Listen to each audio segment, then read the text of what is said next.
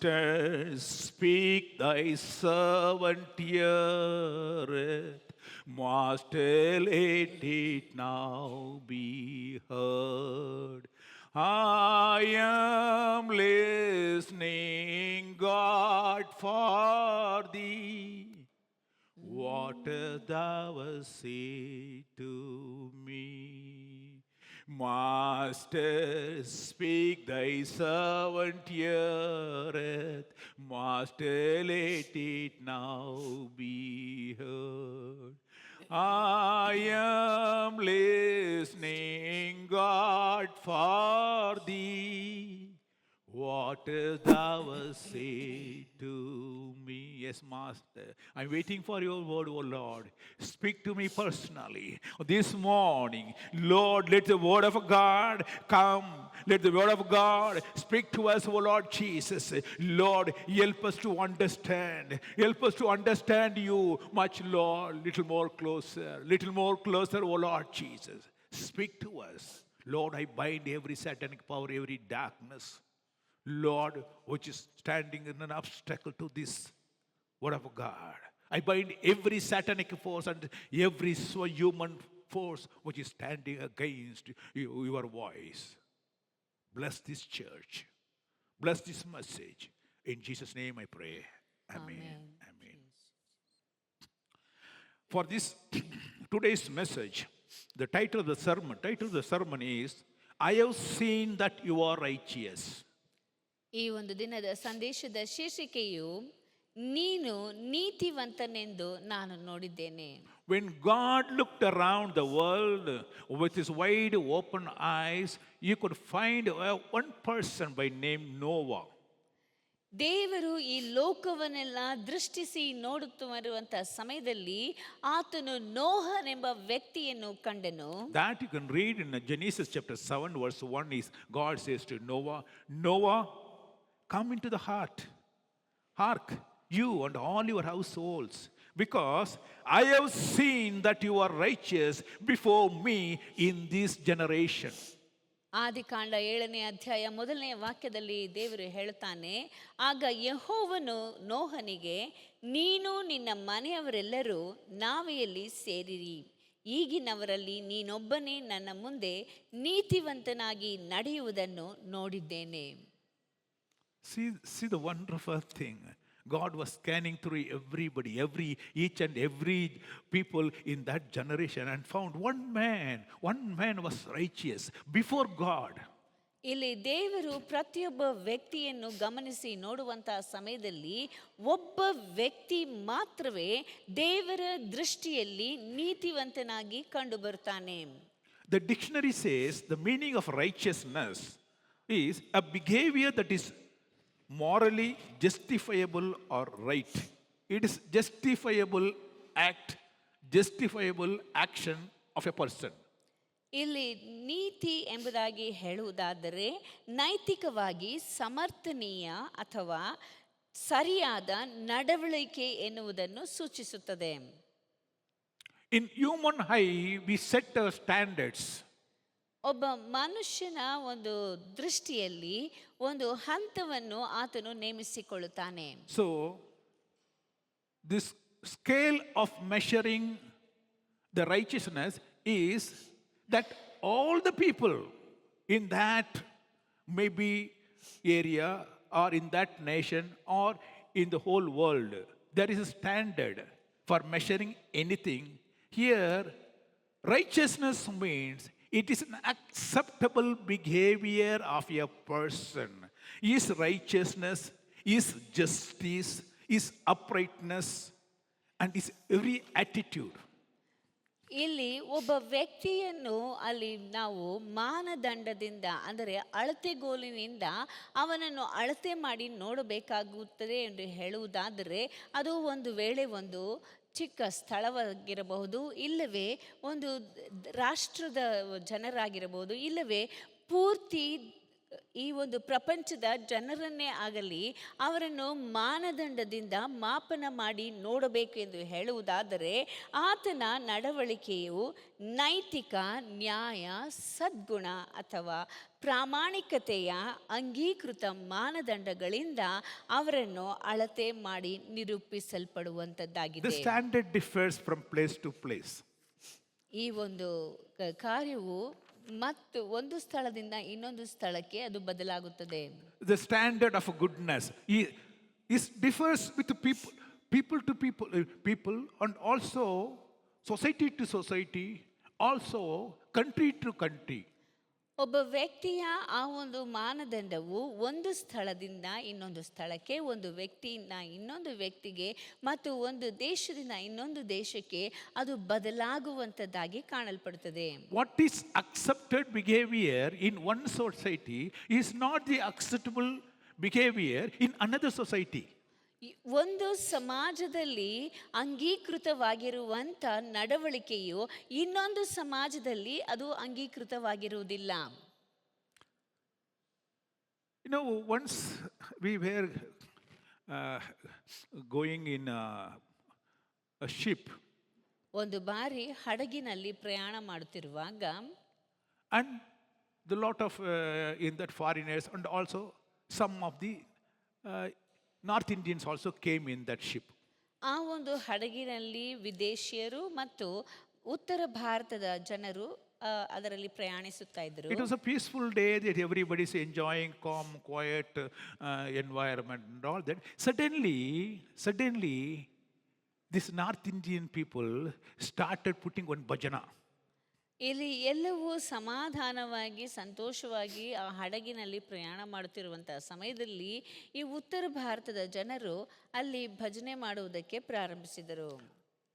They were very happy, shouting, oh, and all kinds of nonsense voices and shoutings, songs, this, that, and they're making halla gola in that whole ship. ಆ ಒಂದು ಹಡಗಿನಲ್ಲಿ ಪ್ರಯಾಣಿಸುವಾಗ ಉತ್ತರ ಭಾರತದವರು ಅವರು ಹೆಚ್ಚಿನ ಒಂದು ಕಿರುಚಾಟ ಮಾಡಿ ಅಲ್ಲಿ ಅವರು ಹೆಚ್ಚಾಗಿ ಕೂಗಾಡುತ್ತಾ ಇರುವುದನ್ನು ನಾವು ಕಂಡೆವು. For that Indian group, it was an acceptable behavior. They are enjoying that behavior, and everybody liked it, and everybody was enjoying that group. ಆ ಒಂದು ಗುಂಪಿನಲ್ಲಿ ಇರುವಂಥವರಿಗೆ ಅವರು ಮಾಡುತ್ತಿರುವಂಥದ್ದು, ಕೂಗಾಡುತ್ತಿರುವಂಥದ್ದು, ಅರಚಾಡುತ್ತಿರುವಂಥದ್ದು ಅವರಿಗೆ ಅದು ಸ್ವೀಕೃತವಾಗಿರುತ್ತದೆ. But the other side, I saw all these foreigners and other people who do not belong to this Indian group. Suddenly, their face becomes sunk. They will say, they completely said, "What is nonsense happening? Why this shouting? What happened to these mad guys? Why they are acting in a madly way? Why is this madness? Why they are doing like this?" They were all perplexed and distasteful to this. ಆದರೆ ಇನ್ನೊಂದು ಕಡೆ ಗಮನಿಸಿ ನೋಡಬೇಕಾದರೆ ವಿದೇಶಿಯರು ಮತ್ತು ಈ ಉತ್ತರ ಭಾರತದ ಜನರಿಗೆ ಸೇರಲ್ಪಡದೇ ಇರುವಂಥ ಬೇರೆ ಗುಂಪಿನ ಜನರು ಇವರು ಕಿರ್ಚಾಡುವುದು ಅರಚಾಡುವುದು ನೋಡಿದ ತಕ್ಷಣ ಯಾಕೆ ಇವರು ಈ ರೀತಿಯಾಗಿ ಮಾಡ್ತಾ ಇದ್ದಾರೆ, ಹುಚ್ಚುತನದಿಂದ ಕಿರ್ಚಾಡ್ತಾ ಇದ್ದಾರಲ್ಲ ಎಂಬುದಾಗಿ ಅವರು ಬಹಳ ಅಸಹ್ಯವಾದ ರೀತಿಯಲ್ಲಿ ಅವರನ್ನು ನೋಡುವುದಕ್ಕೆ ಪ್ರಾರಂಭಿಸಿದರು. So this behavior, the righteousness, the uprightness, the truthfulness, everything depends on the relationship between one person to another person, one society to the other society, one nation to another. This is a relationship. The righteousness is nothing but a relationship between or among people and to God. ಈ ನೀತಿವಂತಿಕೆ ಎಂದು ಹೇಳುವುದಾದರೆ ಇದು ಒಂದು ವ್ಯಕ್ತಿಯಿಂದ ಇನ್ನೊಂದು ವ್ಯಕ್ತಿಗೆ, ಒಂದು ಗುಂಪಿನ ಜನರಿಂದ ಇನ್ನೊಂದು ಗುಂಪಿನ ಜನರಿಗೆ, ಒಂದು ಸ್ಥಳದಿಂದ ಇನ್ನೊಂದು ಸ್ಥಳಕ್ಕೆ, ಒಂದು ಸಮಾಜದಿಂದ ಇನ್ನೊಂದು ಸಮಾಜಕ್ಕೆ, ಒಂದು ದೇಶದ ಜನರಿಂದ ಇನ್ನೊಂದು ದೇಶದ ಜನರಿಗೆ ಅದು ವ್ಯತ್ಯಾಸವುಳ್ಳಂಥದ್ದಾಗಿ ಕಾಣಲ್ಪಡುತ್ತದೆ. One group may say he is a very good person, but the other group will say he is not good person. He is a murderer. He is a criminal. Other group will say.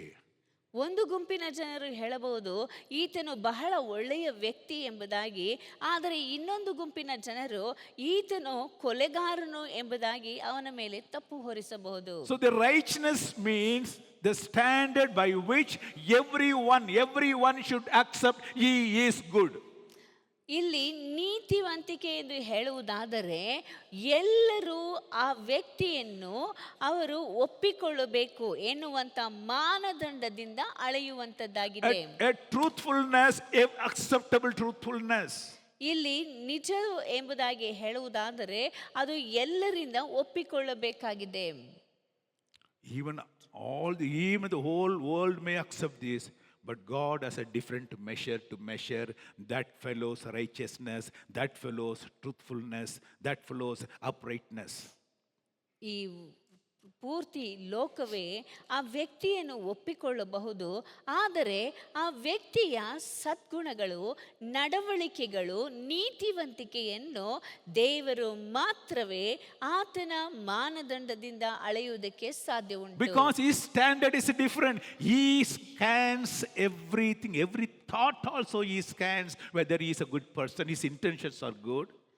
ಆತನು ಎಲ್ಲವನ್ನು ಅಳೆದು ನೋಡುವಾತನಾಗಿದ್ದಾನೆ. ಯಾಕೆಂದರೆ ನಾವು ಆಲೋಚಿಸುವಂಥ ಪ್ರತಿಯೊಂದು ಆಲೋಚನೆಯೂ ಸಹ ಆತನಿಗೆ ತಿಳಿಯಲ್ಪಟ್ಟಿದೆ.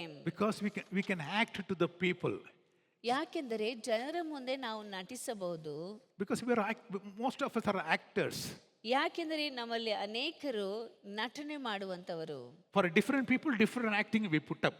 ನಾವು ಬೇರೆ ಬೇರೆ ವ್ಯಕ್ತಿಗಳ ಮುಂದೆ ಬೇರೆ ಬೇರೆ ರೀತಿಯಾಗಿ ನಟಿಸುತ್ತೇವೆ. To a wife, he will act as a very good person with no blemishes, no bad habits, everything's good. ಹೆಂಡತಿಯ ಮುಂದೆ ಯಾವುದೇ ತಪ್ಪಿಲ್ಲದಂಥ ಸದ್ಗುಣವುಳ್ಳಂಥ ವ್ಯಕ್ತಿಯಾಗಿ, ಯಾವುದೇ ತಪ್ಪು ಮಾಡದೇ ಇರುವಂಥ ವ್ಯಕ್ತಿಯಾಗಿ ಅಲ್ಲಿ ನಟನೆ ಮಾಡುತ್ತಾರೆ. To wife, he'll say, I have never touched the drinks at all. I never smoke. I never go with all these dirty fellows. I never talk like this. All that drama. And he will act like this also. When he goes there, he will be very sober, kind of peaceful person.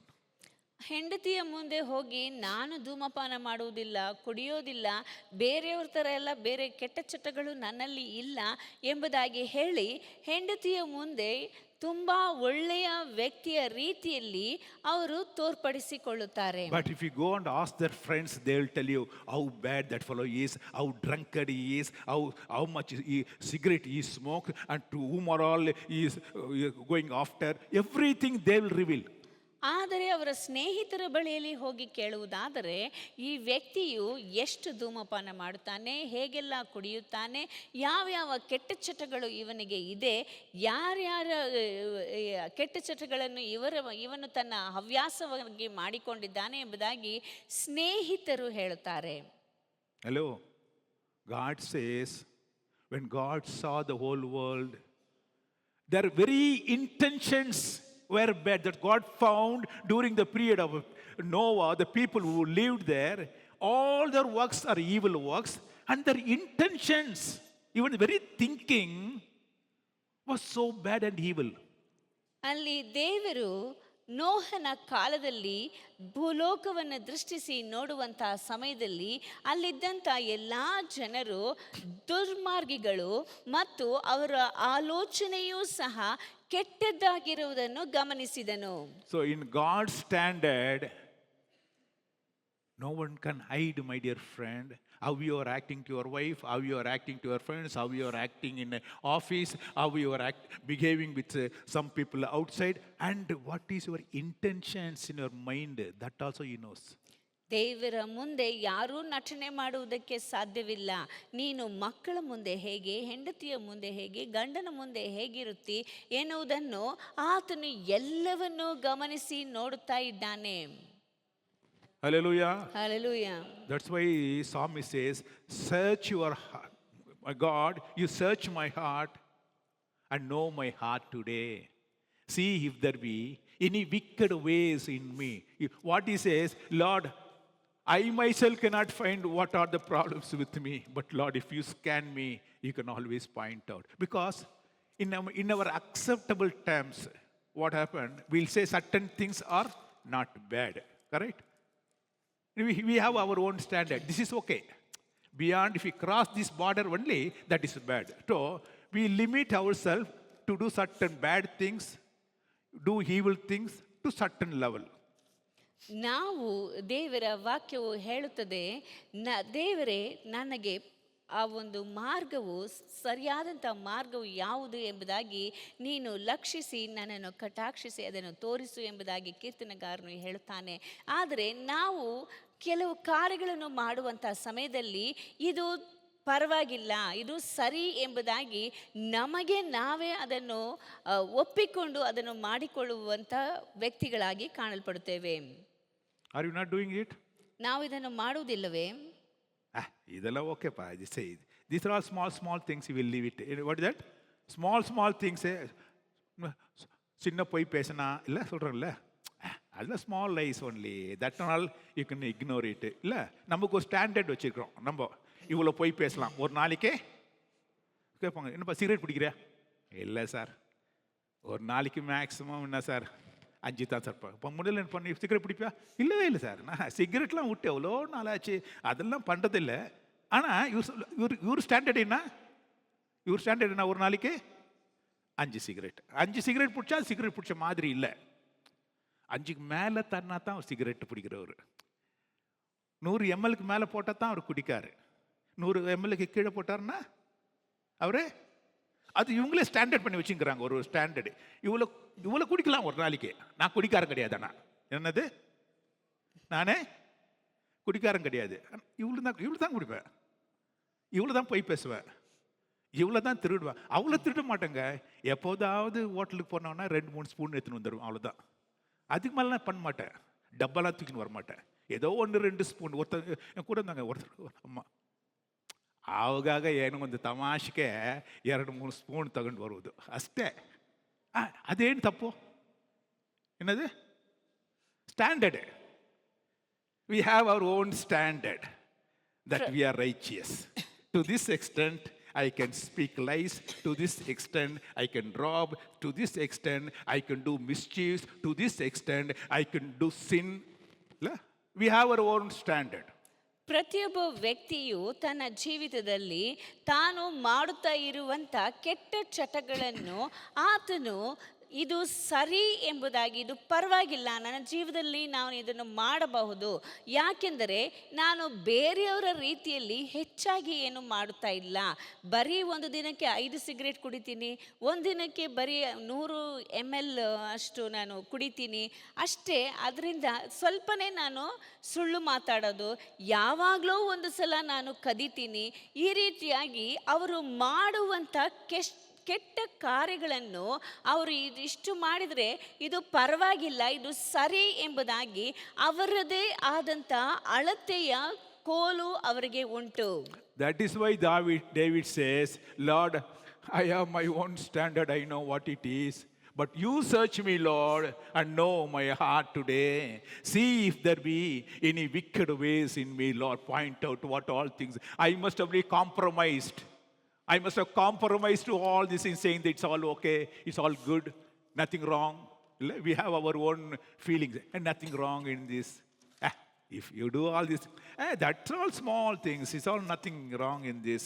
I just okay. Hello, God has a standard to measure. ಇಲ್ಲಿ ದಾವೀದನು ಸಹ ಹೇಳ್ತಾನೆ, ದೇವರೇ ನನ್ನ ಜೀವಿತದಲ್ಲಿ ನನಗೆ ಅಳತೆಯ ಮಾನದಂಡವು ಹೇಗಿದೆ ಎಂಬುದಾಗಿ ನನಗೆ ಗೊತ್ತು. ಆದರೆ ನೀನು ದೇವರೇ ನನ್ನನ್ನು ಪರೀಕ್ಷಿಸಿ ನೋಡು, ನನ್ನಲ್ಲಿ ಯಾವುದಾದರೂ ತಪ್ಪಾದಂಥ ಮಾರ್ಗವು ಇರುವುದಾದರೆ ನೀನು ಅದರಿಂದ ನನ್ನನ್ನು ತಪ್ಪಿಸಿ ನಡೆಸು ಎಂಬುದಾಗಿ ಆತನು ಹೇಳ್ತಾನೆ. Psalms 24:3 says very clearly, who shall ascend into the hill of the Lord? Or who shall stand in his holy place? Who will go? Who can stand before the God? ಇಲ್ಲಿ ಕೀರ್ತನೆಗಳು 24:3ನೇ ವಾಕ್ಯದಲ್ಲಿ ಹೇಳಲ್ಪಟ್ಟಿದೆ, ಯೆಹೋವನ ಪರ್ವತವನ್ನು ಹತ್ತತಕ್ಕವನು ಯಾರು? ಆತನ ಪವಿತ್ರ ಸ್ಥಾನದಲ್ಲಿ ನಿಲ್ಲುವುದಕ್ಕೆ ಎಂಥವನು ಯೋಗ್ಯನು? God looked around and found, oh Noah, I found you that you are righteous. ದೇವರು ಈ ಭೂಲೋಕವನ್ನೆಲ್ಲ ದೃಷ್ಟಿಸಿ ನೋಡಿ ನೋಹನನ್ನು ಉತ್ತಮನು ನೀತಿವಂತನು ಎಂಬುದಾಗಿ ಕಂಡನು. Come into my ark. ನನ್ನ ಆ ಒಂದು ನಾವೆಯಲ್ಲಿ ನೀನು ಸೇರಿಕೋ. God calls Noah. Just imagine. ದೇವರು ನೋಹನನ್ನು ಕರೆಯುತ್ತಾನೆ. You are a righteous person. You are a righteous person.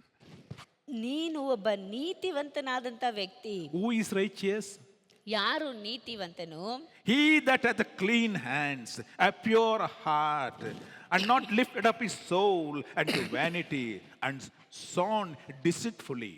His salvation is and the righteousness, this salvation and the righteousness is from the God of his salvation. 4 ಮತ್ತು 5ನೇ ವಾಕ್ಯಗಳಲ್ಲಿ ಹೇಳಲ್ಪಟ್ಟಿದೆ, ಯಾವನು ಅಯೋಗ್ಯ ಕಾರ್ಯಗಳಲ್ಲಿ ಮನಸ್ಸಿಡದೆ ಮೋಸ ಪ್ರಮಾಣ ಮಾಡದೆ ಶುದ್ಧ ಹಸ್ತವೂ ನಿರ್ಮಲ ಮನಸ್ಸೂ ಉಳ್ಳವನಾಗಿದ್ದಾನೋ ಅವನೇ ಯೆಹೋವನಿಂದ ಶುಭವನ್ನು ಹೊಂದುವನು, ತನ್ನ ರಕ್ಷಕನಾದ ದೇವರಿಂದ ನೀತಿ ಫಲವನ್ನು ಪಡೆಯುವನು. Hallelujah. All his measuring stands are different. First என்ன சொன்னாரு? Hands are clean. ಇಲ್ಲ hands ಕಳ್ಳತನ ಮಾಡೋ ಕೈಗಳು, ಇಲ್ಲ ಸೇಷ್ಟೆ ಮಾಡುವ ಕೈಗಳು, ವಿರೋಧವಾಗಿ ಎಬ್ಬುವ ಕೈಗಳು, ಇಲ್ಲ all that hands which do harmful things to others, which does theft, all that. Hello, it should be clean. That's what God says. ದೇವರು ಹೇಳುವಂತ ಮಾತು, ಕಳ್ಳತನ ಮಾಡುವಂತ ಕೈಗಳು, ಬೇರೆಯವರಿಗೆ ಕೆಟ್ಟ ಕೆಲಸಗಳನ್ನು ಮಾಡುವಂತ ಕೈಗಳು, ಇವೆಲ್ಲವೂ ಶುದ್ಧವಾಗಿರಬೇಕು ಎಂಬುದಾಗಿ ದೇವರು ಹೇಳುತ್ತಾನೆ. And very, very clearly says, a heart that is pure heart. ನಂತರ ಆತನು ಹೇಳುವಂತ ಮಾತು ನಿರ್ಮಲವಾದಂತ ಮನಸ್ಸು. Hallelujah. Hallelujah. You check now whether your heart is clean. ಈಗ ನಿಮ್ಮ ಮನಸ್ಸು ಶುದ್ಧವಾಗಿದೆಯಾ ಎಂಬುದಾಗಿ ಸ್ವಲ್ಪ ಯೋಚಿಸಿ ನೋಡಿ. Or the filth of the world is filled your heart. ಇಲ್ಲವೇ ಈ ಲೋಕದಲ್ಲಿ ಕಾಣಲ್ಪಡುವಂತ ಎಲ್ಲ ಹೊಲಸು ನಿಮ್ಮ ಮನಸ್ಸಿನಲ್ಲಿ ತುಂಬಿದೆಯಾ?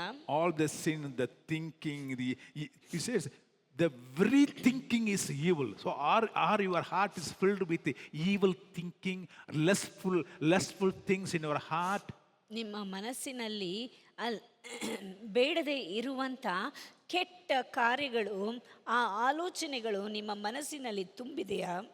And don't giving, he says, a soul that is not given to vanity. ಮತ್ತು ನಿಮ್ಮ ಆತ್ಮವನ್ನು ವ್ಯರ್ಥಕ್ಕೆ ಒಪ್ಪಿಸಿಕೊಡದೆ ಇರುವಂತದ್ದು. Whether your soul is given to God or given to this world. ನಿಮ್ಮ ಆತ್ಮವು ದೇವರಿಗಾಗಿ ಕೊಡಲ್ಪಟ್ಟಿದೆಯೋ ಇಲ್ಲವೇ ಈ ಲೋಕಕ್ಕೆ ಕೊಡಲ್ಪಟ್ಟಿದೆಯಾ? Do you want to enjoy this world or you want to enjoy the presence of God? ನೀವು ಈ ಲೋಕದಲ್ಲಿ ಸಂತೋಷಿಸಬೇಕು ಇಲ್ಲವೇ ದೇವರ ಸಾನ್ನಿಧ್ಯದಲ್ಲಿ ಆತನಲ್ಲಿ ಸಂತೋಷಿಸಬೇಕು? And finally he said, nor sworn deceitfully. What? All your tongue. Tongue is a very important thing which measures your righteousness. ಇಲ್ಲಿ ನಾಲಿಗೆಯು ನಿಮ್ಮ ಆ ಒಂದು ನೀತಿವಂತಿಕೆಯನ್ನು ಅಳೆದು ನೋಡುವಂತದ್ದಾಗಿದೆ. ಇಲ್ಲ ಎಲ್ಲರಿಗೂ தெரியும் அவங்க நாவை பத்தி. ಎಲ್ಲರಿಗೂ ಅವರವರ ನಾಲಿಗೆಯ ಬಗ್ಗೆ ಗೊತ್ತು. சுத்தமா இருக்குதா? ಅದು ಶುದ್ಧ. Whether your tongue is clean. ನಿಮ್ಮ ನಾಲಿಗೆಯು ಶುದ್ಧವಾಗಿದೆಯಾ? இல்லை பாஸ்டர், சுத்தமாக நல்லா ப்ரஷ் போட்டு கைட்டு வந்துக்கிறேன், வெத்தலை பார்க்கலாம் போடுறது கிடையாது, அதெல்லாம் சுத்தமாக தான் இருக்குது இல்லை? ಇಲ್ಲ ಪಾಸ್ಟರ್, ನಾನು ಅದನ್ನು ಚೆನ್ನಾಗಿ ಶುದ್ಧವಾಗಿ ತೊಳ್ಕೊಂಡು ಬಂದಿದ್ದೇನೆ ಎಂಬುದಾಗಿ ಹೇಳಬಹುದು. God is not talking about that external cleanliness, my dear friend. Whether a deceitful words come in your mouth, whether you are lying, whether you are shouting at others, whether you are cursing others, whether a good thing is coming out, how is your tongue? Tongue, the Bible says very clearly, the tongue can burn out the whole world. One word is enough to kill somebody. ಇಲ್ಲಿ ನಾವು ಹೇಳಬಹುದು, ನಮ್ಮ ನಾಲಿಗೆಯನ್ನು ನಾವು ಚೆನ್ನಾಗಿ ತೊಳೆದುಕೊಂಡು ಬಂದಿದ್ದೇವೆ ಎಂಬುದಾಗಿ. ಆದರೆ ದೇವರು ಆದರೂ ಬಹಿರಂಗವಾಗಿ ಕಾಣುವಂಥ ನಾಲಿಗೆಯ ಬಗ್ಗೆ ಮಾತಾಡುತ್ತಾ ಇಲ್ಲ. ಆ ಒಂದು ನಾಲಿಗೆಯಿಂದ ಬೇರೆಯವರ ಮನಸ್ಸಿಗೆ ವೇದನೆ ಪಡಿಸುವಂಥ ರೀತಿಯಲ್ಲಿ, ಬೇರೆಯವರಿಗೆ ನಾವು ಕಷ್ಟ ಕೊಡುವಂಥ ರೀತಿಯಲ್ಲಿ ಮಾತಾಡುತ್ತೇವಾ, ಈ ನಾಲಿಗೆಯು ಅವರಿಗೆ ತೊಂದರೆಯನ್ನು ಉಂಟು ಮಾಡುತ್ತದಾ ಎನ್ನುವುದೇ ಬಹಳ ಮುಖ್ಯವಾಗಿದೆ. One word can destroy the family. ಒಂದು ಮಾತು ಮಾತ್ರವೇ ಸಾಕು ಬೇರೆಯವರ ಕುಟುಂಬವನ್ನು ನಾಶ ಮಾಡುವುದಕ್ಕೆ. Do you agree with me? ನೀವು ಇದನ್ನು ಒಪ್ಪಿಕೊಳ್ಳುತ್ತೀರಾ? I went to a family, I was talking and they said, Pastor, ನಾನು ನೊಂದು ಹೋಗಿದ್ದೇನೆ. ಯಾಕೆಂದರೆ ಚುಚ್ಚು ಮಾತುಗಳು ಪಾಸ್ಟ್ರೆ, ನಾನು ಹೇಗೆ ಬರೋದು ಹೊರಗಡೆ ಅಂತ ಒಂದು ರೀತಿಯಲ್ಲಿ ಇದ್ದೇನೆ. ಯಾಕಂದರೆ ಅವ್ರು ಅಷ್ಟು ಚುಚ್ಚು ಮಾತುಗಳು. ಅಯ್ಯೋ ಯಾಕೆ ನನಗೆ ಈ ಜೀವ ಇದೆ ಅಂತ ರೀತಿಯಲ್ಲಿ ಆಗ್ಬಿಟ್ಟೆ ಪಾಸ್ಟ್ರೆ ನಾನೇ ಅಂತ. Just when I heard that I just felt very bad. A word from somebody, the tongue of somebody already killed the soul of somebody. ಯಾರೋ ಮಾತಾಡಿದಂಥ ಮಾತು, ಆ ನಾಲಿಗೆಯಿಂದ ಹೊರಟಂಥ ಮಾತು ಬೇರೆಯವರನ್ನು ಕೊಲ್ಲುವಂಥ ರೀತಿಯಲ್ಲಿ ಇತ್ತು. Bible very clearly says, ಸತ್ಯವೇದದಲ್ಲಿ ಸ್ಪಷ್ಟವಾಗಿ ಹೇಳಲ್ಪಟ್ಟಿದೆ, தேவனுடைய மனுஷன் வாயிலிருந்து மனுஷர்கள் ಔಷಧத்தை எதிர்பார்ப்பார்களே. ದೇವರ ಮನುಷ್ಯನ ಬಾಯಿಂದ ಹೊರಡುವಂಥ ಮಾತುಗಳು ಅದು ಔಷಧವಾಗಿ ಇರುತ್ತದೆ, ಅದನ್ನು ಎದುರು ನೋಡುತ್ತಾ ಇರುತ್ತಾರೆ ಜನರು ಎಂಬುದಾಗಿ ದೇವರ ವಾಕ್ಯವು ಹೇಳುತ್ತದೆ. The word from the child of a God should be a healing word, not destroying word. ದೇವರ ದಾಸನ ಬಾಯಿಂದ ಹೊರಡುವಂಥ ಮಾತುಗಳು ಅದು ಔಷಧವಾಗಿರಬೇಕೇ ಹೊರತು ಬೇರೆಯವರನ್ನು ನಾಶಪಡಿಸುವಂಥದ್ದಾಗಿರಬಾರದು. Every word you utter, you are being measured by God for your righteousness. ನೀನು ಮಾತಾಡುವಂಥ ಪ್ರತಿಯೊಂದು ಮಾತಿನಿಂದಲೂ ನಿನ್ನ ನೀತಿವಂತಿಕೆಯನ್ನು ದೇವರು ಪರೀಕ್ಷಿಸಿ ನೋಡುವಂತವನಾಗಿದ್ದಾನೆ. You are measuring other, but God is measuring your tongue. ನೀನು ಬೇರೆಯವರನ್ನು ಪರೀಕ್ಷಿಸಿ ನೋಡುತ್ತಾ ಇದ್ದಿ, ಆದರೆ ದೇವರು ನಿನ್ನ ನಾಲಿಗೆಯನ್ನು ಪರೀಕ್ಷಿಸಿ ನೋಡುವಂತವನಾಗಿದ್ದಾನೆ. Psalms 11:7 says, God is righteous, therefore you be righteous. ಕೀರ್ತನೆಗಳು 11:7 ವಾಕ್ಯದಲ್ಲಿ ಹೇಳಲ್ಪಟ್ಟಿದೆ, ನೀತಿ ಸ್ವರೂಪನಾದ ಯೆಹೋವನು ನೀತಿಯನ್ನು ಮೆಚ್ಚುವವನಾಗಿದ್ದಾನೆ, ಸಜ್ಜನರು ಆತನ ಸಾನ್ನಿಧ್ಯದಲ್ಲಿ ಇರುವರು. In Old Testament we find God has found many people righteous in his own standard, in his eyes. ದೇವರು ತನ್ನ ದೃಷ್ಟಿಯಲ್ಲಿ ಅನೇಕ ಜನರು, ಹಳೆ ಒಡಂಬಡಿಕೆಯಲ್ಲಿ ಆತನು ಅನೇಕ ಜನರನ್ನು ತನ್ನ ದೃಷ್ಟಿಯಲ್ಲಿ ತನ್ನ ಮಾನದಂಡದಲ್ಲಿ ನೀತಿವಂತರನ್ನಾಗಿ ಎಣಿಸುವುದನ್ನು ನಾವು ಕಾಣುತ್ತೇವೆ. While writing the life history of Noah, Bible very clearly says in Genesis chapter 6 verse 9, Bible very clearly says, during the period of Noah in that generation, he was a man of a righteousness. ಇಲ್ಲಿ ದೇವರು ಸತ್ಯವೇದದಲ್ಲಿ ಬರೆಯುವಂಥ ಸಮಯದಲ್ಲಿ ಆದಿಕಾಂಡ 6ನೇ ಅಧ್ಯಾಯ 9ನೇ ವಾಕ್ಯದಲ್ಲಿ ಹೇಳಲ್ಪಟ್ಟಿದೆ, ನೋಹನ ಬಗ್ಗೆ ಆತನು ನೀತಿವಂತನು ಎಂಬುದಾಗಿ. ನೋಹನ ಚರಿತ್ರೆಯು, ನೋಹನು ನೀತಿವಂತನು, ತನ್ನ ಕಾಲದಲ್ಲಿ ತಪ್ಪಿಲ್ಲದವನೂ ಆಗಿದ್ದನು, ಅವನು ದೇವರೊಂದಿಗೆ ಅನ್ಯೋನ್ಯವಾಗಿ ನಡೆದುಕೊಂಡನು. A righteous man, an upright man, a truthful man, and he was living with God. ಈ ಒಬ್ಬ ವ್ಯಕ್ತಿಯು, ಆತನು ಸದ್ಗುಣನು, ನ್ಯಾಯ ನೈತಿಕ ರೀತಿಯಲ್ಲಿ ನಡೆದುಕೊಳ್ಳುವಂಥ ವ್ಯಕ್ತಿಯು, ಪ್ರಾಮಾಣಿಕನು ಮತ್ತು ದೇವರ ಸಂಗಡ ನಡೆಯುವಂಥ ವ್ಯಕ್ತಿಯಾಗಿದ್ದನು. It means those who live with God only can be righteous. ಯಾರ್ಯಾರು ದೇವರ ಸಂಗಡ ಇರುತ್ತಾರೋ ಅವರು ಮಾತ್ರವೇ ನೀತಿವಂತರಾಗಿರುವುದಕ್ಕೆ ಸಾಧ್ಯ ಉಂಟು. Because Bible very clear, who can ascend to the hill of God, the holy hill of God? ಯಾಕೆಂದರೆ ಸತ್ಯವೇದದಲ್ಲಿ ಸ್ಪಷ್ಟವಾಗಿ ಹೇಳಲ್ಪಟ್ಟಿದೆ, ದೇವರ ಆ ಒಂದು ಪರಿಶುದ್ಧ ಪರ್ವತದಲ್ಲಿ ಹತ್ತತಕ್ಕವನು ಯಾರು? Only the righteous person can go nearer to God. ಆ ಒಂದು ನೀತಿವಂತನಾಗಿರುವಂಥ ವ್ಯಕ್ತಿ ಮಾತ್ರವೇ ಆ ಒಂದು ಪರ್ವತದಲ್ಲಿ ಹತ್ತುವುದಕ್ಕೆ ಸಾಧ್ಯ ಉಂಟು. Noah lived that life. ನೋಹನು ಆ ರೀತಿಯಾದಂಥ ಜೀವನವನ್ನು ನಡೆಸಿದನು. And in the life of Abraham, God found him a righteous man.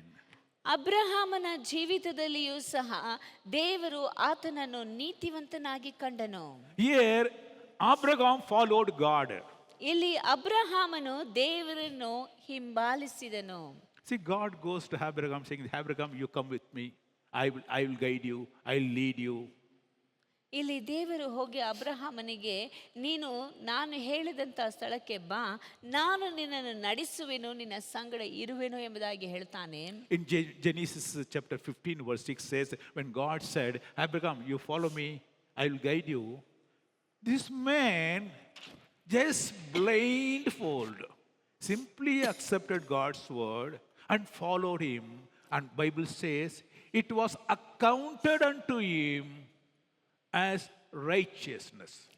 ಅಬ್ರಹಾಮನನ್ನು ದೇವರು ಕರೆದಂಥ ಸಮಯದಲ್ಲಿ ಆತನು ದೇವರ ಮಾತಿಗೆ ವಿಧೇಯನಾಗಿ ಆತನನ್ನು ಹಿಂಬಾಲಿಸಿದನು ಎಂಬುದಾಗಿ ನಾವು ಕಾಣುತ್ತೇವೆ. ಆದಿಕಾಂಡ 15ನೇ ಅಧ್ಯಾಯ 6ನೇ ವಾಕ್ಯದಲ್ಲಿ ಹೇಳಲ್ಪಟ್ಟಿದೆ, ಅಬ್ರಹಾಮನು ಯೆಹೋವನನ್ನು ನಂಬಿದನು, ಯೆಹೋವನು ಅವನ ನಂಬಿಕೆಯನ್ನು ಅವನ ಲೆಕ್ಕಕ್ಕೆ ನೀತಿ ಎಂದು ಎಣಿಸಿದನು. Hallelujah. Hallelujah, Hallelujah. Hallelujah. If you follow God, my dear friend, you will be righteous. ನೀವು ದೇವರನ್ನು ಹಿಂಬಾಲಿಸುವುದಾದರೆ ನೀವು ನೀತಿವಂತರಾಗಿರುವುದಕ್ಕೆ ಸಾಧ್ಯ ಉಂಟು. Hallelujah. Hallelujah. God has found all these people and blessed them. You see, Noah, God brought Noah and his family into the ark to save them. ದೇವರು ನೀತಿವಂತನಾದಂಥ ಆ ನೋಹನನ್ನು ಮಾತ್ರವಲ್ಲದೆ ಆತನ ಕುಟುಂಬವನ್ನು ಪೂರ್ತಿಯಾಗಿ ಆ ಒಂದು ನಾವೆಯಲ್ಲಿಟ್ಟು ಅವರನ್ನು ಸುರಕ್ಷಿತವಾಗಿ ಕಾಪಾಡಿದನು. God found this man, Abraham, a righteous man, and blessed him. ದೇವರು ಅಬ್ರಹಾಮನನ್ನು ನೀತಿವಂತನಾಗಿ ಎಣಿಸಿ ಅವನನ್ನು ಆಶೀರ್ವದಿಸಿದನು. In Nehemiah chapter 9 verse 8, we can see a testimony of Nehemiah on Jacob. It very clearly says, Lord, you found his heart faithful before you. Nehemiah, the prophet, after so many thousands of years afterwards, he says about Jacob, he says, you found his heart faithful before you and made a covenant with him to give the land of Canaanites, Hittites, Amorites, Perizzites, Jebusites, the whole Canaan, Lord, you gave to him because you found this man Jacob. He was faithful to you and he was a righteous man. ಇಲ್ಲಿ ನೆಹೆಮೀಯನು ಎಷ್ಟೋ ವರ್ಷಗಳ ನಂತರ ಆತನು ಯಾಕೋಬನನ್ನು ಕುರಿತಾಗಿ ಸಾಕ್ಷಿ ಹೇಳುವುದನ್ನು ನಾವು ಇಲ್ಲಿ ಗಮನಿಸುತ್ತೇವೆ. ನೆಹೆಮೀಯನ ಪುಸ್ತಕ 9ನೇ ಅಧ್ಯಾಯ 8ನೇ ವಾಕ್ಯದಲ್ಲಿ, ಅವನು ಯಥಾರ್ಥ ಚಿತ್ತನೆಂದು, ಅವನು ಅಂದರೆ ಇಲ್ಲಿ ಯಾಕೋಬನು ಯಥಾರ್ಥ ಚಿತ್ತನೆಂದು ಕಂಡು ಅವನಿಗೆ ಕಾನಾನ್ಯರು, ಹಿತ್ತಿಯರು, ಅಮೋರಿಯರು, ಪೆರಿಜಿಯರು, ಯೆಬೂಸಿಯರು, ಗಿರ್ಗಾಷಿಯರು ಇವರ ದೇಶವನ್ನು ನಿನ್ನ ಸಂತಾನದವರೆಗೆ ಕೊಡುತ್ತೇನೆಂದು ವಾಗ್ದಾನ ಮಾಡಿ ಅದನ್ನು ನೆರವೇರಿಸಿದ್ದಿ. ನೀನು ಧರ್ಮ ಸ್ವರೂಪನೇ. Hallelujah. Hallelujah, Hallelujah. Hallelujah. See, not only he, his generation, people after so many years also will say he was a righteous man. What a testimony it is. And Balaam, a prophet, says about Jacob's righteousness. He said, Lord, if I have to die, let me die like Jacob, the righteous one. Let my death be like the death of Jacob, the righteous man. That's what you can see in Numbers 23:10. ಇಲ್ಲಿ ಅನೇಕ ವೇಳೆಗಳಲ್ಲಿ ನಾವು ಎಷ್ಟೋ ವರ್ಷಗಳ ನಂತರವೂ ಸಹ ಈ ಒಬ್ಬ ವ್ಯಕ್ತಿಯ ಒಂದು ನೀತಿವಂತಿಕೆಯನ್ನು ಕುರಿತಾಗಿ ಬೇರೆ ಜನರು ಮಾತಾಡುತ್ತಾರೆ. ಬಿಳಾಮನು ಸಹ, ದೇವರೇ, ನನಗೆ ನನ್ನ ಆ ಒಂದು ಸಾವು ಮರಣವು ಸಹ ಯಾಕೋಬನ ರೀತಿಯಲ್ಲಿ ನನಗೆ ಉಂಟಾಗಬೇಕು ಎಂಬುದಾಗಿ ದೇವರಲ್ಲಿ ಬೇಡಿಕೊಳ್ಳುವುದನ್ನು ನಾವು ಕಾಣುತ್ತೇವೆ. ಅದನ್ನು ಅರಣ್ಯಕಾಂಡದಲ್ಲಿ ನಾವು ಗಮನಿಸಿ ನೋಡುತ್ತೇವೆ. 10ನೇ ವಾಕ್ಯದಲ್ಲಿ, ಧೂಳಿನಷ್ಟು ಅಸಂಖ್ಯವಾದ ಯಾಕೋಬ್ಯರನ್ನು ಲೆಕ್ಕಿಸುವುದಕ್ಕೆ ಯಾರಿಂದಾದೀತು? ಇಸ್ರಾಯೇಲ್ಯರ ಕಾಲ್ಭಾಗವನ್ನಾದರೂ ಯಾರು ಹೇಳಬಲ್ಲರು? ಸಜ್ಜನರಾದ ಅವರು ಸಾಯುವ ರೀತಿಯಲ್ಲೇ ನಾನು ಸಾಯಬೇಕು, ಅವರಿಗುಂಟಾಗುವ ಅವಸಾನವು ನನಗೂ ಆಗಬೇಕು ಅಂದನು. Hallelujah. Hallelujah, Hallelujah. Hallelujah. What a testimony, of the righteousness of a person. ಒಬ್ಬ ವ್ಯಕ್ತಿಯ ನೀತಿವಂತಿಕೆಯ ಸಾಕ್ಷಿಯು ಇಲ್ಲಿ ಹೇಳಲ್ಪಟ್ಟಿದೆ. So, to achieve this righteousness, first, like Abraham, we should listen, believe, follow God. That's what in Genesis 15:66. He believed in God and accounted to him as righteousness. How will get righteousness? You believe in God and follow him. ನಾವು ನೀತಿವಂತರಾಗಿ ಕಾಣಲ್ಪಡಬೇಕು ಎಂದು ಹೇಳುವುದಾದರೆ ಅಬ್ರಹಾಮನ ರೀತಿಯಲ್ಲಿ ದೇವರನ್ನು ಆತನು ನಂಬಿದನು, ಆತನ ಮಾತಿಗೆ ಕಿವಿಗೊಟ್ಟನು ಮತ್ತು ಆತನನ್ನು ಹಿಂಬಾಲಿಸಿದನು. ಆದಿಕಾಂಡ 15:6 ವಾಕ್ಯದಲ್ಲಿ ಹೇಳಲ್ಪಟ್ಟಿದೆ, ಅಬ್ರಹಾಮನು ಯೆಹೋವನನ್ನು ನಂಬಿದನು, ಯೆಹೋವನು ಅವನ ನಂಬಿಕೆಯನ್ನು ಅವನ ಲೆಕ್ಕಕ್ಕೆ ನೀತಿ ಎಂದು ಎಣಿಸಿದನು. And in Deuteronomy chapter 6 verse 25 says, follow the commandment of God. Every commandment what God gives, follow that. ಧರ್ಮೋಪದೇಶ ಕಾಂಡ 6:25 ವಾಕ್ಯದಲ್ಲಿ ಹೇಳಲ್ಪಟ್ಟಿದೆ, ದೇವರು ನಿರೂಪಿಸಿದ ಧರ್ಮೋಪದೇಶವನ್ನೆಲ್ಲ ನಾವು ಹಿಂಬಾಲಿಸಬೇಕು, ಅನುಸರಿಸಬೇಕು ಎಂಬುದಾಗಿ ಹೇಳಲ್ಪಟ್ಟಿದೆ. Hallelujah. Hallelujah. It means be with God, believe God, follow God, whatever God says, follow everything. Then you will be a righteous person. ನಾವು ದೇವರ ಸಂಗಡ ಇರಬೇಕು, ದೇವರನ್ನು ನಂಬಬೇಕು, ಆತನನ್ನು ಹಿಂಬಾಲಿಸಬೇಕು, ಆಗ ನಾವು ನೀತಿವಂತರಾಗಿ ಎಣಿಸಲ್ಪಡುವೆವು ಎಂಬುದಾಗಿ ದೇವರ ವಾಕ್ಯವು ಹೇಳುತ್ತದೆ. Hallelujah. Hallelujah, Hallelujah. Hallelujah. Is it possible? ಇದು ಸಾಧ್ಯವಾ? Are we accepting every word of a God, the commandment, even take it 10 commandments? Are we following the 10 commandments? Is it possible to follow the 10 commandments? ದೇವರು ಹೇಳಿದಂಥ ಪ್ರತಿಯೊಂದು ಆಜ್ಞೆಗಳನ್ನು, ದಶಾಜ್ಞೆಗಳನ್ನು ನಾವು ಹಿಂಬಾಲಿಸುತ್ತಾ ಇದ್ದೇವಾ? One way or other we fall, we don't follow. ನಾವು ಯಾವುದರಲ್ಲಾದರೂ ಒಂದರಲ್ಲಿ ತಪ್ಪಿ ಹೋಗುತ್ತೇವೆ, ಅದನ್ನು ಹಿಂಬಾಲಿಸುವುದಕ್ಕೆ ಆಗುವುದಿಲ್ಲ. Romans 3 verse 10 says, no one is righteousness by his own accord. ಇಲ್ಲಿ ರೋಮಾಪುರದವರಿಗೆ ಬರೆದ ಪತ್ರಿಕೆ 3:10 ವಾಕ್ಯದಲ್ಲಿ ಹೇಳಲ್ಪಟ್ಟಿದೆ, ನೀತಿವಂತನು ಇಲ್ಲ, ಒಬ್ಬನಾದರೂ ಇಲ್ಲ. Hallelujah. Hallelujah. The bad thing is, no one can be righteous. ಇಲ್ಲಿ ಬಹಳ ವ್ಯತಿರಿಕ್ತ ಎಂದು ಹೇಳುವುದಾದರೆ, ಯಾವುದೇ ವ್ಯಕ್ತಿಯು ಅಲ್ಲಿ ನೀತಿವಂತನಾಗಿರುವುದಕ್ಕೆ ಸಾಧ್ಯವೇ ಇಲ್ಲ. Whatever efforts you put, whatever kind of things you do, anything you do, you can never be a righteous person in the sight of a God, because his standards are very high.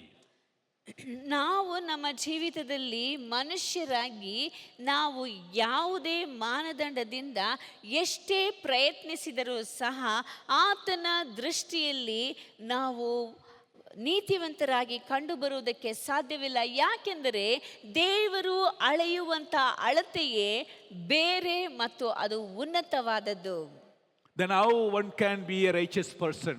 ಹಾಗಾದರೆ ಒಬ್ಬ ವ್ಯಕ್ತಿಯು ನೀತಿವಂತನಾಗಿರುವುದಕ್ಕೆ ಹೇಗೆ ಸಾಧ್ಯ? Then God decided, I know your problems, I know your blemishes.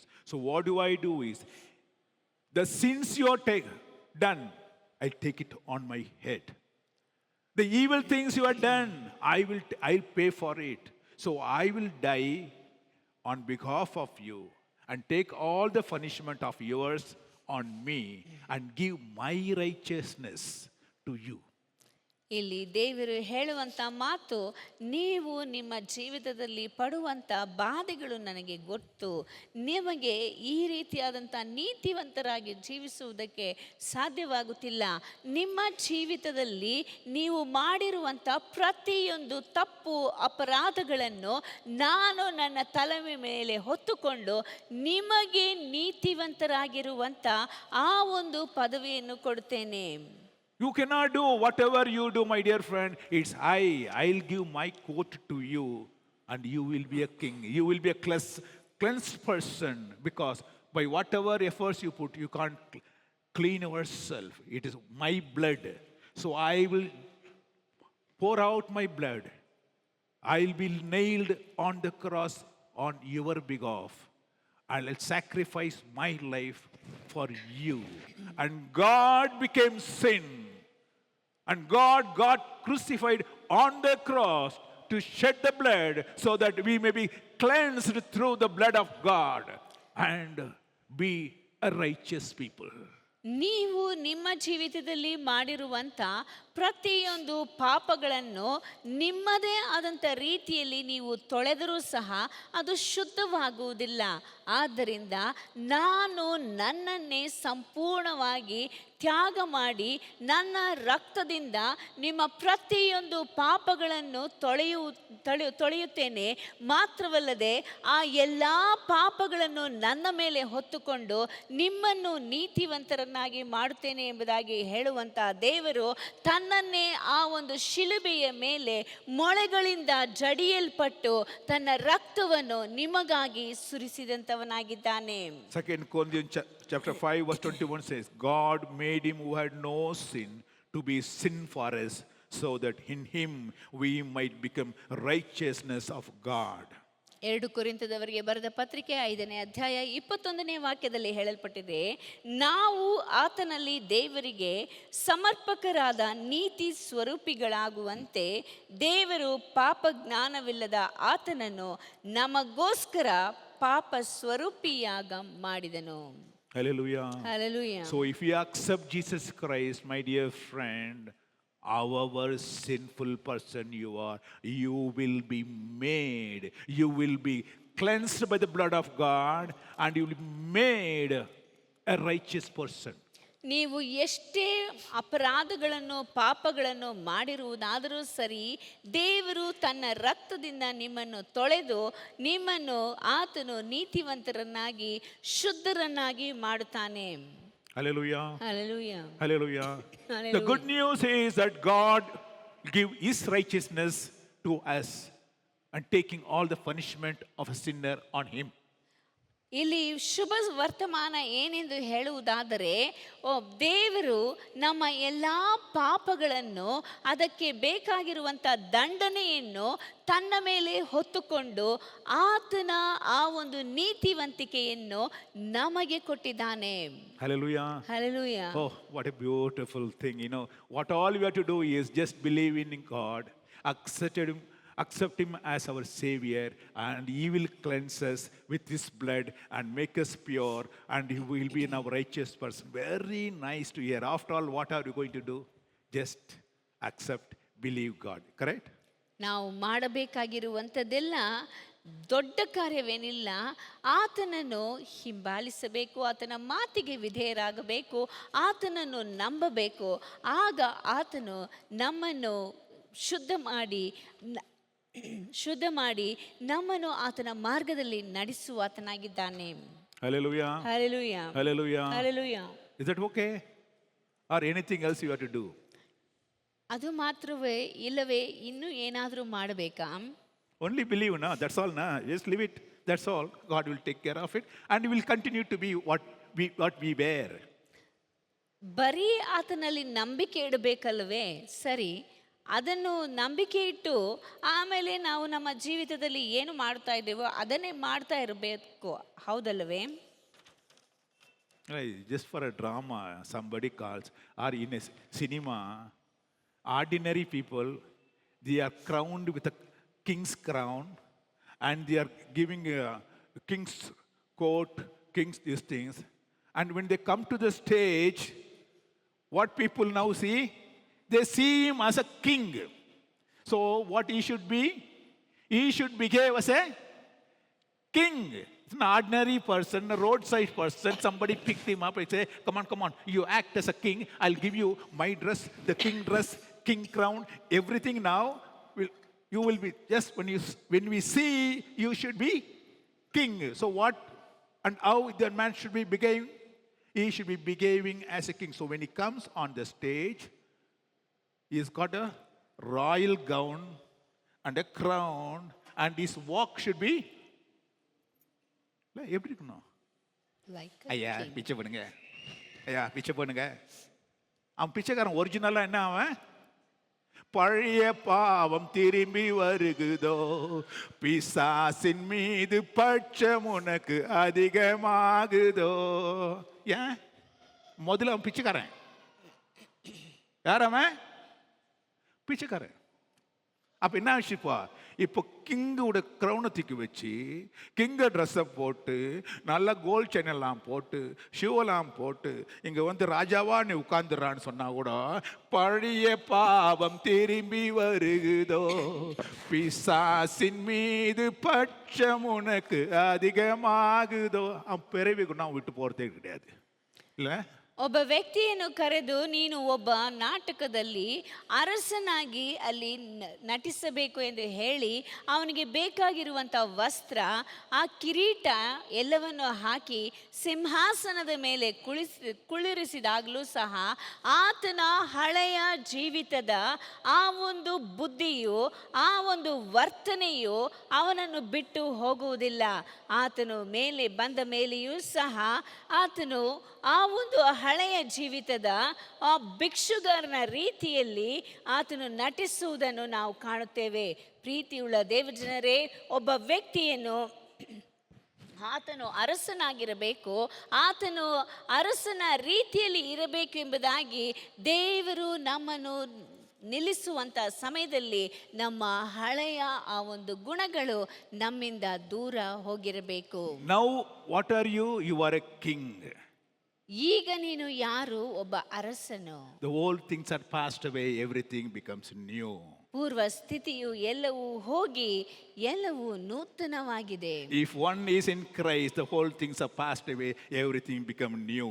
ಒಬ್ಬನು ಕ್ರಿಸ್ತನಲ್ಲಿ ಇರುವುದಾದರೆ ಎಲ್ಲ ಹಳೆಯ ಸ್ಥಿತಿಗಳು ಹೋಗಿ ನೂತನ ಸ್ವಭಾವವು ಆತನಲ್ಲಿ ಬರುತ್ತದೆ. God told him, hello, henceforth you are the king and a permanent king. Permanent king. ದೇವರು ಹೇಳಿದನು, ಇನ್ನು ಮೇಲೆ ನೀನು ಒಬ್ಬ ಅರಸನು, ಈಗ ಮಾತ್ರವಲ್ಲ ಎಂದೆಂದಿಗೂ ನೀನು ಅರಸನಾಗಿಯೇ ಇರುವಿ. God called us as kings, the holy people, the priesthood. ದೇವರು ನಮ್ಮನ್ನು ಅರಸರನ್ನಾಗಿಯೂ ಯಾಜಕರನ್ನಾಗಿಯೂ ಕರೆದಿದ್ದಾನೆ. Hallelujah. Hallelujah. Hallelujah. Hallelujah. Even for acting, when they come, people act, they act like a king, they talk like a king, they behave like a king, they no more act like the original what they were. ನಾಟಕದಲ್ಲಿ ನಟಿಸುವಂಥವರು ಸಹ ಅವರು ಅರಸನ ರೀತಿಯಲ್ಲಿ ಬಂದು ಇಲ್ಲಿ ನಾಟಕದಲ್ಲಿ ನಟಿಸುತ್ತಾರೆ. ಅವರ ಹಿಂದಿನ ಸ್ವಭಾವವು ಅಲ್ಲಿ ತೋರ್ಪಡಿಸುವುದಿಲ್ಲ. But now you are a permanent king, then how we should behave? ಆದರೆ ಈಗ ನೀನು ಶಾಶ್ವತವಾಗಿ ಅರಸನಾಗಿ You are a permanent, ಹೇಗಿರಬೇಕು? you are a permanent holy man, because God has given His holiness to us. God has given His kingship to us. ದೇವರು ತನ್ನ ಅರಸುತನವನ್ನು, ತನ್ನ ಆ ಒಂದು ಪವಿತ್ರತೆಯನ್ನು ನಮಗೆ ಕೊಟ್ಟಿರುವಾಗ ನಾವು ಹೇಗಿರಬೇಕು? Micah chapter 6 verse 8 says, ಮೀಕನ ಪ್ರವಾದನ ಗ್ರಂಥ 6ನೇ ಅಧ್ಯಾಯ 8ನೇ ವಾಕ್ಯದಲ್ಲಿ ಹೇಳಲ್ಪಟ್ಟಿದೆ, Oh man, He has shown you, oh mortal, what is good and what does the God require of you, to act justly and to love mercy and to walk humbly with your God. That's all God wants it. ಮನುಷ್ಯನೇ ಒಳ್ಳೆಯದು ಇಂಥದೇ ಎಂದು ಯೆಹೋವನು ನಿನಗೆ ತೋರಿಸಿದ್ದಾನಷ್ಟೇ. ನ್ಯಾಯವನ್ನು ಆಚರಿಸುವುದು, ಕರುಣೆಯಲ್ಲಿ ಆಸಕ್ತನಾಗಿರುವುದು, ನಿನ್ನ ದೇವರಿಗೆ ನಮ್ರವಾಗಿ ನಡೆದುಕೊಳ್ಳುವುದು, ಇಷ್ಟನ್ನೇ ಹೊರತು ಯೆಹೋವನು ನಿನ್ನಿಂದ ಇನ್ನೇನನ್ನು ಅಪೇಕ್ಷಿಸುತ್ತಾನೆ. Hallelujah. Hallelujah. Now God told you that you are a king. Now God told you you are a royal person. You are a holy man. You behave like that only. Do not go back. God very clearly says, act justly, love mercy, walk humbly with your God. ಇಲ್ಲಿ ದೇವರು ಹೇಳುವಂತ ಮಾತು, ಈಗ ನೀನು ಅರಸನಾಗಿದ್ದಿ, ಯಾಜಕನನ್ನಾಗಿ ನಿನ್ನನ್ನು ಆರಿಸಿಕೊಂಡಿದ್ದೇನೆ, ನಿನ್ನನ್ನು ಶುದ್ಧಪಡಿಸಿದ್ದೇನೆ. ಆದ್ದರಿಂದ ನೀನು ನ್ಯಾಯವನ್ನು ಆಚರಿಸುವವನಾಗಿ, ಕರುಣೆಯಲ್ಲಿ ಆಸಕ್ತಿಯುಳ್ಳವನಾಗಿ, ದೇವರಿಗೆ ನಮ್ರವಾಗಿ ನಡೆದುಕೊಳ್ಳುವಂತ ವ್ಯಕ್ತಿಯಾಗಿ ಕಂಡು ಬರಬೇಕೆಂಬುದಾಗಿ ದೇವರು ಹೇಳುತ್ತಾನೆ. It means everyday life, our everyday life must have a change. We must act as a holy people, righteous people. Every day, after God made us righteous, we should be righteous in our everyday life. ಹಾಗಾದರೆ ನಮ್ಮ ಪ್ರತಿನಿತ್ಯದ ಜೀವಿತದಲ್ಲಿ ಆತನು ನಮ್ಮನ್ನು ನೀತಿವಂತನನ್ನಾಗಿ ಮಾರ್ಪಡಿಸಿರೋದ್ರಿಂದ ಆತನಿಗೆ ತಕ್ಕಂಥ ರೀತಿಯಲ್ಲಿ ಇಲ್ಲಿ ಹೇಳಲ್ಪಟ್ಟಂಥ ಎಲ್ಲ ಗುಣಗಳೊಂದಿಗೆ ನಾವು ಕಾಣಲ್ಪಡಬೇಕು. Some people think that because God has blessed them with all, wealth and goodness, and they have good job, good money, and good family, they are healthy. So you see, I have all the blessings of God, because I am righteous person. ಜನರು ಹೇಳುವಂಥ ಮಾತು, ನನಗೆ ಬೇಕಾಗಿರುವಂಥ ಎಲ್ಲ ರೀತಿಯಾದಂಥ ಆಶೀರ್ವಾದಗಳು ನನಗುಂಟು, ನನಗೆ ಬೇಕಾಗಿರುವಂಥ ಮನೆ ಉಂಟು, ಬೇಕಾಗಿರುವಂಥ ವಿದ್ಯೆ, ಕೆಲಸ, ಎಲ್ಲ ರೀತಿಯಾದಂಥ ಆಶೀರ್ವಾದ ಉಂಟು. ಇವೆಲ್ಲವೂ ಯಾಕೆಂದರೆ ನಾನು ನೀತಿವಂತನಾಗಿರುವುದರಿಂದ ನನಗೆ ದೊರೆತಿದೆ ಎಂಬುದಾಗಿ ಹೇಳುವಂಥವರುಂಟು. Hello, all the blessings that you are enjoying now is not because of your righteousness. ನೀನು ನಿನ್ನ ಜೀವಿತದಲ್ಲಿ ಅನುಭವಿಸುತ್ತಿರುವಂಥ ಪ್ರತಿಯೊಂದು ಆಶೀರ್ವಾದವು ನಿನ್ನ ಪುಣ್ಯಕ್ರಿಯೆಗಳಿಂದ ಅಲ್ಲ, ನಿನ್ನ ನೀತಿವಂತಿಕೆಯಿಂದ ಅಲ್ಲ. It is His own mercy and kindness He has blessed you with. ಆತನು ತನ್ನ ಕರುಣೆಯಿಂದ ನಿನ್ನನ್ನು ದಯೆಯಿಂದ ಆಶೀರ್ವದಿಸಿದ್ದಾನೆ. We have seen people who are having everything, every comfort in their life, good health, money, and every comfort. They go and tell the people, because you are like this only, you are doing all evil things. You don't pray. You don't do all these things. That is why God has cursed you. That is why God is punishing you. ತಮ್ಮ ಜೀವಿತದಲ್ಲಿ ಎಲ್ಲ ರೀತಿಯಾದಂಥ ಆಶೀರ್ವಾದಗಳೊಂದಿಗೆ ಇರುವಂಥ ವ್ಯಕ್ತಿಗಳು ಬೇರೆಯವರನ್ನು ನೋಡಿ, ನೀನು ಈ ಒಂದು ರೀತಿಯಾದಂಥ ಕಾರ್ಯಗಳನ್ನೆಲ್ಲ ಮಾಡುತ್ತಿ, ಆದ್ದರಿಂದಲೇ ದೇವರು ನಿನ್ನನ್ನು ಶಪಿಸಿದ್ದಾನೆ ಎಂಬುದಾಗಿ ಹೇಳುತ್ತಾರೆ. Hello, first search your heart. ಮೊಟ್ಟ ಮೊದಲನೇದಾಗಿ ನಿಮ್ಮ ಹೃದಯವನ್ನು ಪರೀಕ್ಷಿಸಿ ನೋಡಿ. That's what David says, search my heart, oh God, search my heart. Search somebody's heart, no. Search my heart. ಆದ್ದರಿಂದಲೇ ದಾವೀದನು ಹೇಳುತ್ತಾನೆ, ದೇವರೇ ನನ್ನ ಹೃದಯವನ್ನು ಪರೀಕ್ಷಿಸಿ ನೋಡು ಎಂಬುದಾಗಿ. ಆತನು ಬೇರೆಯವರ ಹೃದಯವನ್ನು ಪರೀಕ್ಷಿಸಿ ನೋಡು ಎಂಬುದಾಗಿ ಹೇಳಲಿಲ್ಲ, ನನ್ನ ಹೃದಯವನ್ನು ಪರೀಕ್ಷಿಸಿ ನೋಡು ಎಂಬುದಾಗಿ ಹೇಳುತ್ತಾನೆ. Deuteronomy chapter 9 verse 4 very clearly says, Deuteronomy chapter 9 verse 4. 9ನೇ ಅಧ್ಯಾಯ 4ನೇ ವಾಕ್ಯದಲ್ಲಿ ಹೇಳಲ್ಪಟ್ಟಿದೆ, Do not think in your heart after the Lord your God has cast them out before you, saying, because of my righteousness Lord has brought me into possess this land. ನಿಮ್ಮ ದೇವರಾದ ಯೆಹೋವನು ಅವರನ್ನು ನಿಮ್ಮ ಎದುರಿನಿಂದ ಹೊರಡಿಸಿದ ನಂತರ ನೀವು ಮನಸ್ಸಿನಲ್ಲಿ, ಯೆಹೋವನು ನಮ್ಮನ್ನು ಈ ದೇಶಕ್ಕೆ ಕರೆತಂದು ಅದನ್ನು ನಮಗೆ ಸ್ವಾಧೀನಪಡಿಸಿದ್ದು ನಮ್ಮ ಪುಣ್ಯ ಫಲವೇ ಅಂದುಕೊಳ್ಳಬಾರದು. And 9:6 says, therefore understand that Lord your God is not giving you this good land to possess because of your righteousness, for you are a stiff-necked people. I know that you are stiff-necked people. 6ನೇ ವಾಕ್ಯಗಳಲ್ಲಿ ಹೇಳಲ್ಪಟ್ಟಿದೆ, ನಿಮ್ಮ ದೇವರಾದ ಯೆಹೋವನು ಆ ಉತ್ತಮ ದೇಶವನ್ನು ನಿಮಗೆ ಸ್ವದೇಶವಾಗಿ ಕೊಡುವುದು ನಿಮ್ಮ ಪುಣ್ಯ ಫಲವಲ್ಲವೆಂದು ಚೆನ್ನಾಗಿ ತಿಳಿದುಕೊಳ್ಳಿರಿ. ನೀವು ಆತನ ಆಜ್ಞೆಗೆ ಮಣಿಯದ ಜನರೇ ಆಗಿದ್ದೀರಿ. So don't deceive yourself just because you are enjoying the comfort and the blessings of a God that you are a righteous person. Hello, don't deceive yourself. It's surely mercies of a God. ನೀವು ನಿಮ್ಮ ಜೀವಿತದಲ್ಲಿ ಆತನ ಎಲ್ಲ ಆಶೀರ್ವಾದಗಳನ್ನು ಅನುಭವಿಸುತ್ತಿದ್ದೀರಿ ಎಂಬುದಾಗಿ ತಿಳಿದು ಅದು ನಿಮ್ಮ ಪುಣ್ಯ ಫಲದಿಂದಲೇ, ನಿಮ್ಮ ನೀತಿವಂತಿಕೆಯಿಂದಲೇ ಎಂಬುದಾಗಿ ತಿಳಿದು ನಿಮ್ಮನ್ನು ನೀವು ವಂಚಿಸಿಕೊಳ್ಳಬೇಡಿರಿ. ಇವೆಲ್ಲವೂ ನಿಮಗೆ ದೊರೆತಿರುವಂಥ ಪ್ರತಿಯೊಂದು ಆಶೀರ್ವಾದವು ಆತನ ಕರುಣೆಯಿಂದ ನಿಮಗೆ ದೊರೆತಿದೆ ಎಂಬುದಾಗಿ ತಿಳಿದುಕೊಳ್ಳಿರಿ. 2 Peter 2 verse 21 says, 2 Peter 2, chapter 2, verse 21 very clearly says, for it has been better for them not to have known the ways of righteousness than after they have known it to turn from the holy commandment delivered unto them. 2 ಪೇತ್ರ ಪತ್ರಿಕೆ 2ನೇ ಅಧ್ಯಾಯ 21ನೇ ವಾಕ್ಯದಲ್ಲಿ ಹೇಳಲ್ಪಟ್ಟಿದೆ, ಅವರು ನೀತಿ ಮಾರ್ಗವನ್ನು ತಿಳಿದು ತಮಗೆ ಕೊಡಲ್ಪಟ್ಟ ಪರಿಶುದ್ಧ ಆಜ್ಞೆಯಿಂದ ತೊಲಗಿ ಹೋಗುವುದಕ್ಕಿಂತ ಆ ಮಾರ್ಗವನ್ನು ತಿಳಿಯದಿದ್ದರೆ ಮೇಲಾಗಿತ್ತು. So you don't go back to your old things and still say to the people, I'm very righteous. Bible very clearly says, in fact 22, Peter very clearly says in chapter 2 verse 22 says, like a dog goes back and licks what it vomited, and like a pig goes back to the dirty waters after being cleansed. ಇಲ್ಲಿ ದೇವರ ವಾಕ್ಯದಲ್ಲಿ ಸ್ಪಷ್ಟವಾಗಿ ಹೇಳಲ್ಪಟ್ಟಿದೆ, ಒಬ್ಬ ವ್ಯಕ್ತಿಯು ತಾನು ತನ್ನದೇ ಆದಂಥ ಪುಣ್ಯ ಕ್ರಿಯೆಗಳಿಂದ ಎಲ್ಲವೂ ನಡೆಯುತ್ತದೆ ಎಂಬುದಾಗಿ ತಿಳಿದುಕೊಂಡಿರುವುದಾದರೆ, ಅದೇ ಪೇತ್ರನ ಪತ್ರಿಕೆ 2ನೇ ಅಧ್ಯಾಯ 22ನೇ ವಾಕ್ಯದಲ್ಲಿ, ನಾಯಿ ತಾನು ಕಕ್ಕಿದ್ದನ್ನು ನೆಕ್ಕುವುದಕ್ಕೆ ತಿರುಗಿಕೊಂಡಿತು ಮತ್ತು ತೊಳೆದ ಹಂದಿ ಕೆಸರಿನಲ್ಲಿ ಹೊರಳುವುದಕ್ಕೆ ಹೋಯಿತು ಎಂಬ ಗಾದೆ ಮಾತಿನ ರೀತಿಯಲ್ಲಿ ಎಂಬುದಾಗಿ ಹೇಳಲ್ಪಟ್ಟಿದೆ.